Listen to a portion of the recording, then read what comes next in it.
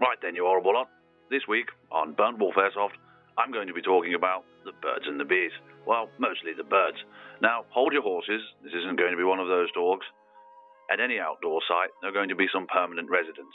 No, not the marshals. Although sometimes I do wonder if they actually have homes to go back to.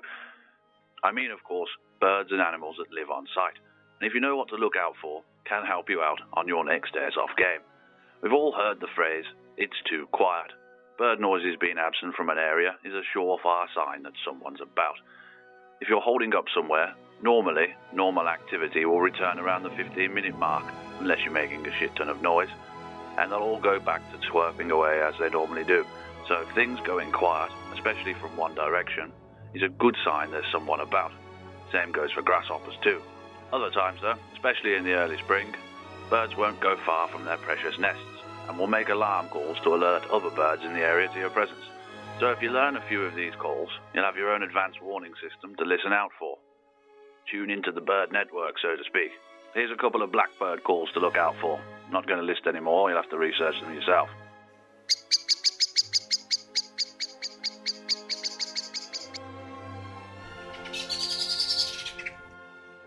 Another thing that's pretty obvious is a number of birds taking off and scattering. But there are other subtle things game birds like pigeons can do to help you.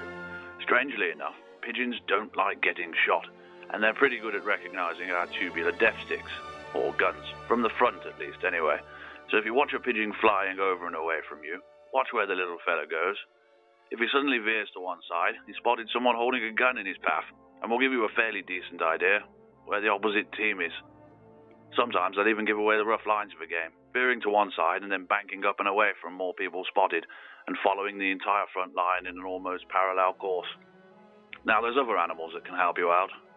A lot of game sites have a population of rabbits and squirrels that will have learned to stay well away from people, but if you're going for a big flank and you spot a few of these wandering about, there's a good chance that no one's been around this way for a while. Also, if you see one making a mad dash across your path, there's a good chance someone scared it from the direction it's running from. Now, a lot of these tips will only really give you a rough guide as to player activity, and work best for people playing the dug-in sniper role. But I hope they give you some food for thought, and maybe a little bird can help you out on your next airsoft game. Thanks for watching. As always, don't forget to like and subscribe. Anyway, back to what you were doing. At ease.